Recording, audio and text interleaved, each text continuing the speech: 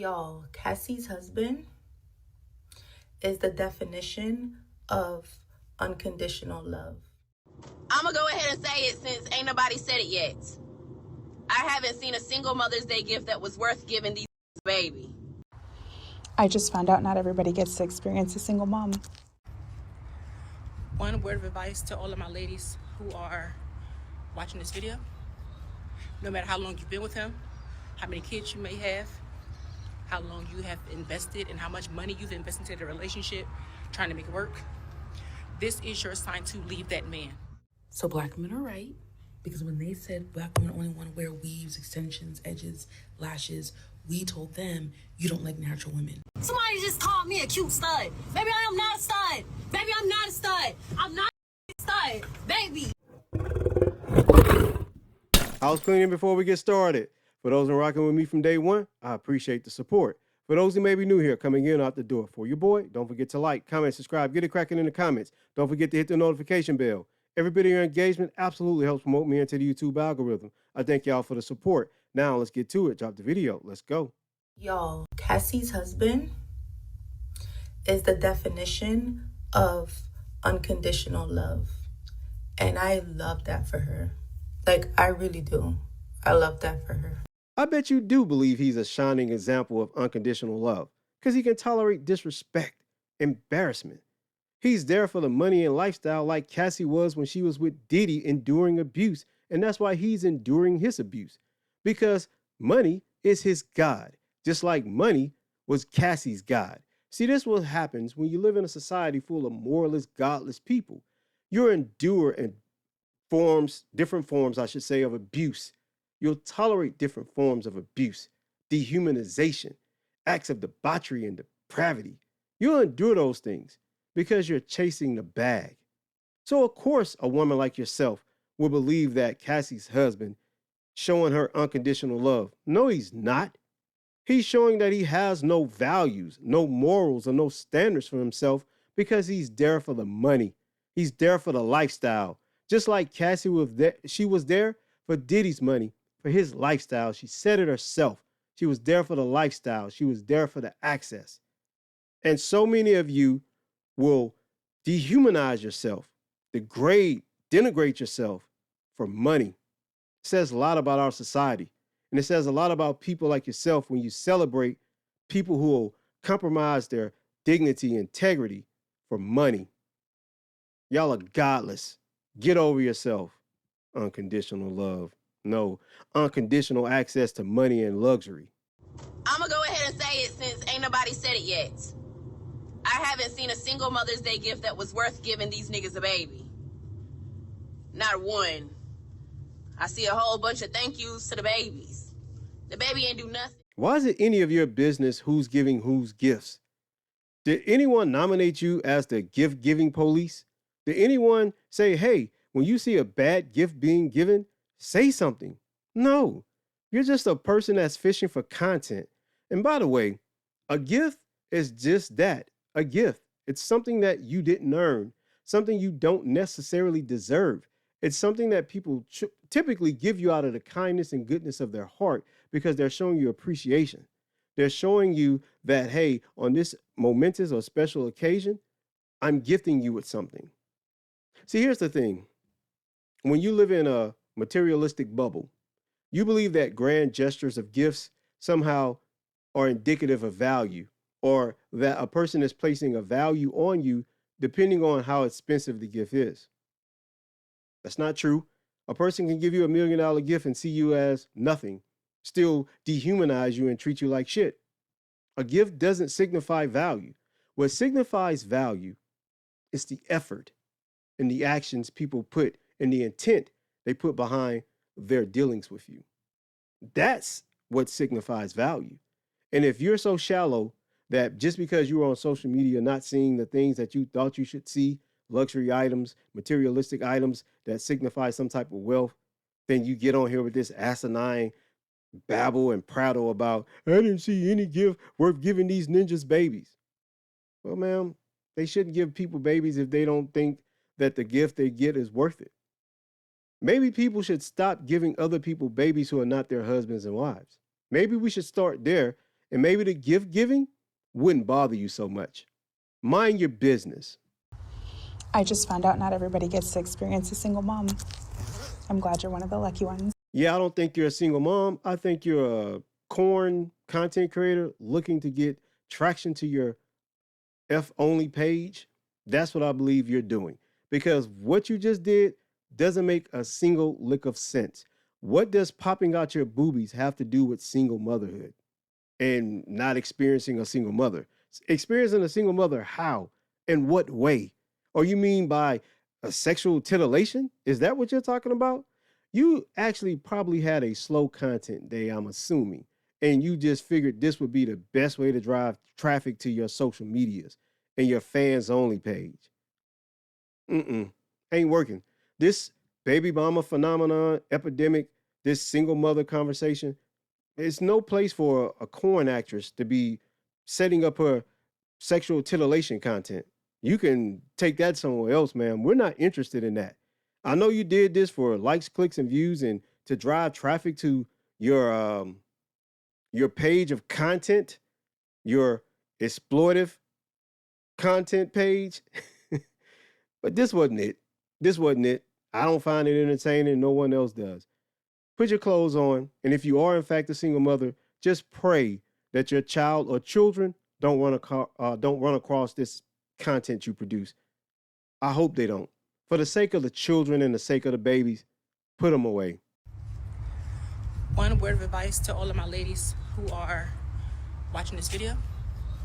No matter how long you've been with him, how many kids you may have, how long you have invested and how much money you've invested into the relationship, trying to make it work, this is your sign to leave that man. Leave him. Nobody is worth heartache, pain, and time spent. Invest in yourself. Move on. Wow. So no advice of solutions, just leave. Don't work on it. Don't go to therapy. Don't open the lines of communication. Don't try effective communication. Don't try, going to see a pastor or sitting down with elders. Nothing, huh? Just leave. See, here's the thing. An investment is worth energy and effort, which is why it's an investment. And most people see their relationships as an investment. It's worth their time and energy. You know why? Because they believe that there's a benefit to the relationship. If you lack discernment, if you don't have the skills to vet someone in the beginning before you initiate a relationship, then that's a you problem. See, here's the problem with a lot of y'all. You think atavistic sexual attraction is enough. I know, because I hear y'all say it all the time. I got to be attracted to the person before I even start a conversation with them or try to have a relationship. Okay, good. But also remember that attraction also makes you stupid. It also makes you blind. It also makes you ignore red flags. Maybe get away from things that turns your crank and get you moist to initiate conversation and dialogues or relationships or dating scenarios, and maybe start using this. Maybe start being attracted to a person's inherent value, the value that you get to see from their actions from being in a potential relationship or dating scenario with them. And then maybe you won't have to make content talking about you wasted your time, effort, and energy into investing in yourself. I don't understand all of this up with self-improvement, up with self-investment, and down with love babble. Where do y'all get this shit from?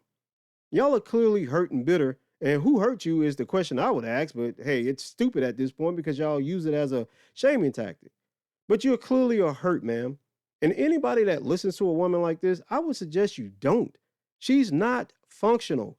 She's going through trauma. She's been through trauma. She's bitter and broken. She needs help, not to be producing content that's telling you to leave a relationship. Are you mad? That's your solution, to leave? The only time I tell people to actually leave marriages, because let's just focus on marriages here. The only time I tell people to leave marriages, pretty much for two reasons: abuse, and if cheating is a problem. Other than that, all that other stuff, you can work through. All the financial issues, unless that person has a drug problem, or which again falls under abuse, you can work most things out. The problem is y'all are just a bunch of quitters. Y'all quit because you're taught to run. And that's the problem with society right now.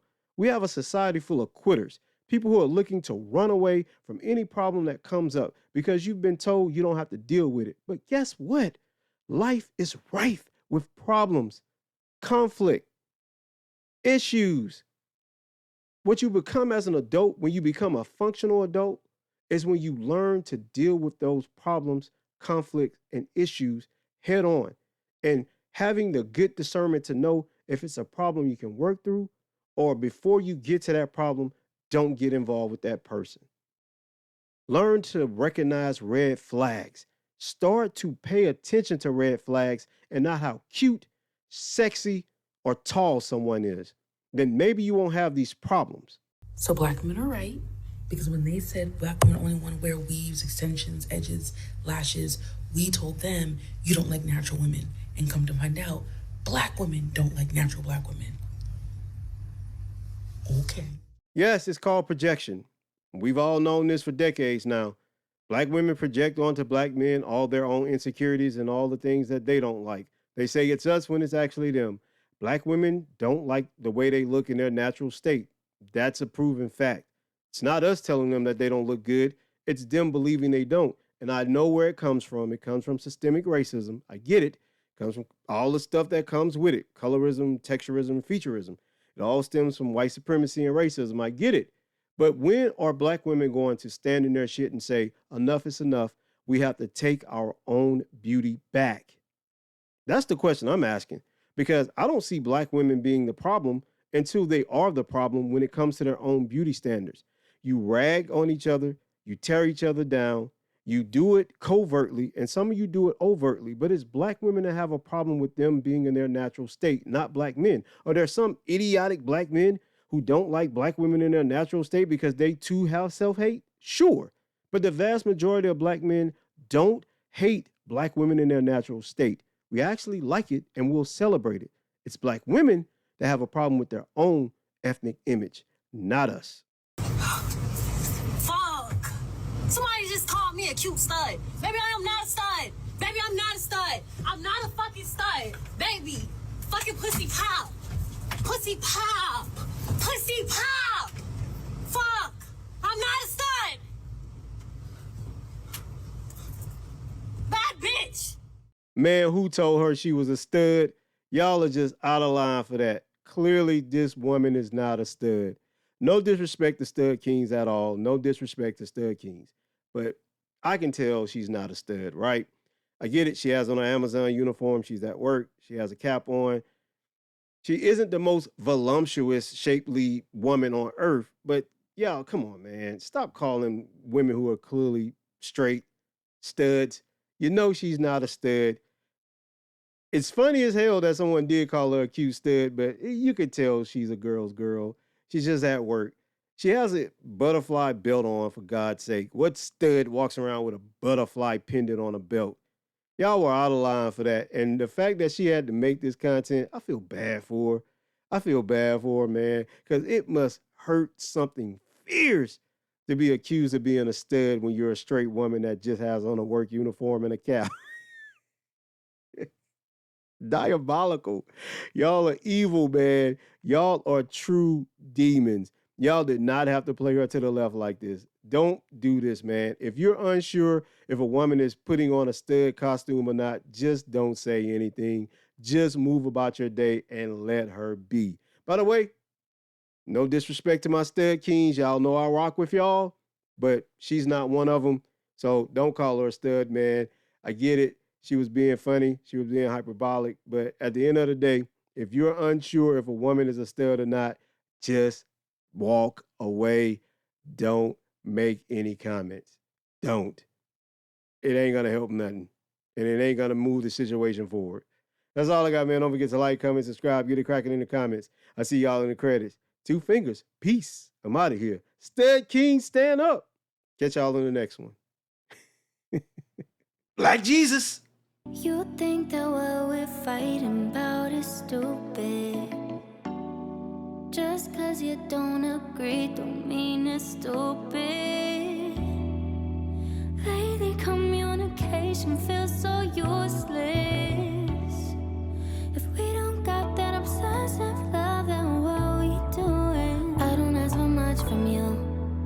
It's like you don't got the time to lose. Made me feel like I'm a burden when I tell you how I'm hurting.